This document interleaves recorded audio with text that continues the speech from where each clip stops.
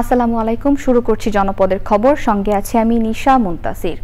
এখনকার এই সংবাদ আয়োজন একই সঙ্গে চ্যানেল আই এর ইউটিউব চ্যানেল এবং চ্যানেল আই এর ওটিটি প্ল্যাটফর্ম আই স্ক্রিনে লাইভ স্ট্রিম হচ্ছে। একাডেমিক কার্যক্রম শুরু, নতুন নিরপেক্ষ তদন্ত কমিটি গঠন সহ ৫ দফা দাবি বাস্তবায়নের রোড ম্যাপ ঘোষণার দাবিতে খুলনায় আবারও আন্দোলনের ঘোষণা দিয়েছেন কুয়েট শিক্ষার্থীরা। দুপুর ১২টায় স্টুডেন্ট ওয়েলফেয়ার সেন্টার থেকে বিক্ষোভ মিছিল নিয়ে প্রশাসনিক ভবনের সামনে গিয়ে উপাচার্যের কার্যালয়ের নিচে অবস্থান কর্মসূচি পালন করেছেন তারা।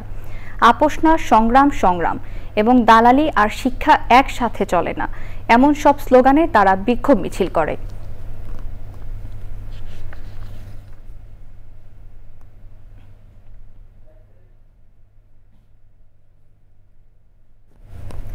দুর্ভোগ আর দুর্ঘটনার আখড়ায় পরিণত হয়েছে মৌলভীবাজারের কমলগঞ্জ আদমপুর সড়ক। উঠে গেছে সড়কের পিচ কার্পেটিং, সড়ক জুড়ে তৈরি হয়েছে ছোট বড় খানাখন্দ। জীবনের ঝুঁকি নিয়েই এই পথে যাতায়াত করছেন শিক্ষার্থী, অফিস যাত্রী থেকে শুরু করে পথ চলতি সাধারণ মানুষ। রাস্তার এই বেহাল দশায় প্রশাসনের নজর নেই বলে এলাকাবাসীর অভিযোগ। মৌলভীবাজার থেকে এম এ সালামের পাঠানো তথ্য ভিডিওচিত্রে জাকিয়া আক্তারের রিপোর্ট।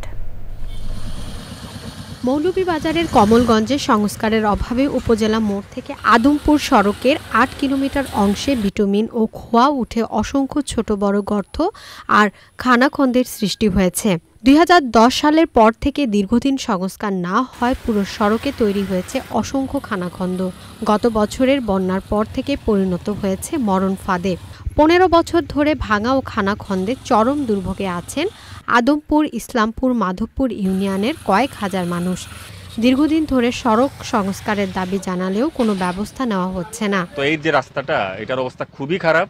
অনেক দিন ধরে রাস্তাটা এইভাবে ভাঙা চোরা অবস্থা। এখানে আসলে কোনো সুস্থ মানুষও যদি এই রাস্তা দিয়ে চলে, সে একেবারে অসুস্থ হয়ে পড়বে। রাস্তাটা খুব বেশি ক্ষতি হয়েছে, রাস্তার চলাফেরার উপযোগী না। যেমন দিন তেমন রাত্রে এই রাস্তাটা চলতে বিপজ্জনক একটা রাস্তা হইয়া দাঁড়াইছে আমরার লাগে। রোগীরা ঠিকমতো হাসপাতালে যেতে পারছে না, সময় মতো যেতে পারছে না, অফিস আদালতে যেতে আমাদের ব্যাহত হচ্ছে, ব্যবসা বাণিজ্যের ক্ষতি হচ্ছে, নানান ধরনের অসুবিধার আমরা সম্মুখীন হচ্ছি।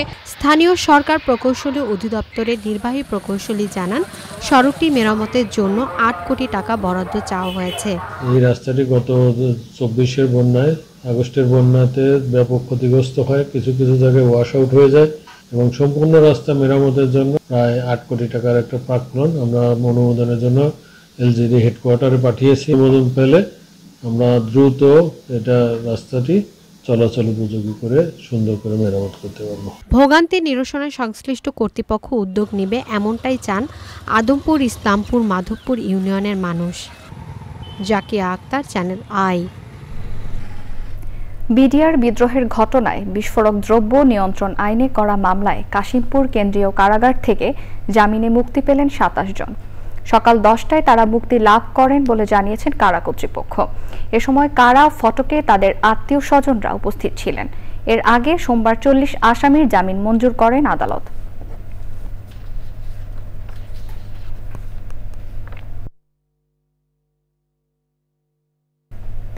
এবার প্রতিনিধিদের পাঠানো তথ্য ভিডিও চিত্র নিয়ে আল মুকসিদের রিপোর্ট। বরিশালে জাতীয়তাবাদী কর আইনজীবী ফোরামের বিভাগীয় সম্মেলন হয়েছে। প্রধান অতিথি ছিলেন জাতীয়তাবাদী আইনজীবী ফোরামের সহসভাপতি অ্যাডভোকেট মোহাম্মদ আব্দুল মতিন। রাজশাহী রেলওয়ে স্টেশনের পরিবর্তে চাঁপাইনবাবগঞ্জ রেলওয়ে স্টেশন চালু সহ ৮ দফা দাবিতে চাঁপাইনবাবগঞ্জে রেলপথ অবরোধ ও মানববন্ধন করেছে সুজন জেলা শাখা। কক্সবাজারের উখিয়ায় রোহিঙ্গা ক্যাম্প পরিদর্শন করেছে ঢাকায় নিযুক্ত আরব আমিরাতের দূতাবাসের প্রতিনিধি দল। উখিয়ার কুতুপালংয়ে ৩ নং ক্যাম্প পরিদর্শনে প্রতিনিধি দলের নেতৃত্ব দেন দূতাবাসের deputy head of mission Humaid Mohammad Abdullah Darwish Al Tamim. চট্টগ্রামে বিশিষ্ট নাগরিকরা আন্তর্জাতিক পণ্ডিত বিহার বিশ্ববিদ্যালয় প্রতিষ্ঠায় ডক্টর মোহাম্মদ ইউনুসের হস্তক্ষেপ চেয়েছেন। আন্তর্জাতিক পণ্ডিত বিহার বিশ্ববিদ্যালয় বাস্তবায়নে নাগরিক উদ্যোগ আয়োজিত মতবিনিময় সভায় নাগরিকরা এই দাবি জানান। গাইবান্ধার সুন্দরগঞ্জে সরকারি ৩৭.৫ একর জমি দখল করার চেষ্টার প্রতিবাদে ও ভূমিদস্যুদের শাস্তির দাবিতে মানববন্ধন ও বিক্ষোভ মিছিল করেছে চরাঞ্চলের ভূমিহীনরা। জ্ঞানে বিজ্ঞানে করব জয়, সেরা হব বিশ্বময়, এই প্রতিপাদ্য নিয়ে খুলনায় বিজ্ঞান ও প্রযুক্তি সপ্তাহ শুরু হয়েছে। উদ্বোধন করেন জেলা প্রশাসক মোহাম্মদ সাইফুল ইসলাম। মেলায় বিভিন্ন স্কুল, কলেজ ও সরকারি বেসরকারি 46টি প্রতিষ্ঠান উদ্ভাবিত বিভিন্ন প্রকল্প প্রদর্শন করা হয়। মেহেরপুরের গাংনী উপজেলায় জোরপুকুরিয়া মাধ্যমিক বিদ্যালয়ের কৃতি শিক্ষার্থীদের সংবর্ধনা দেওয়া হয়েছে। উপজেলা নির্বাহী অফিসার প্রীতম সাহার সভাপতিত্বে অনুষ্ঠানের প্রধান অতিথি ছিলেন জেলা প্রশাসক সিফাত মেহনাজ।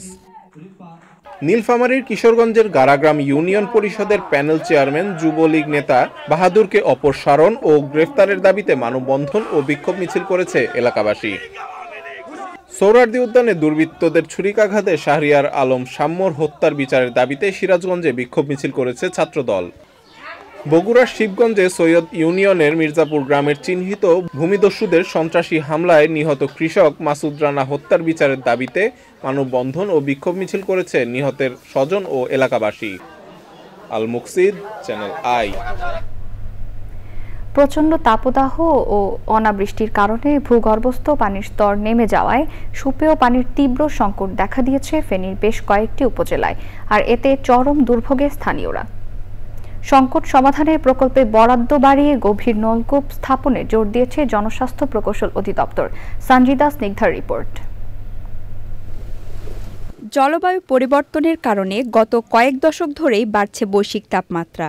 দিন দিন এই পরিস্থিতি আরও বিপর্যয়ের দিকে ঠেলে দিচ্ছে মানব সভ্যতাকে, হুমকিতে পড়ছে জীববৈচিত্র্য। এমন পরিস্থিতিতে তীব্র তাপপ্রবাহ ও অনাবৃষ্টির কারণে নেমে যাচ্ছে ভূগর্ভস্থ পানির স্তর।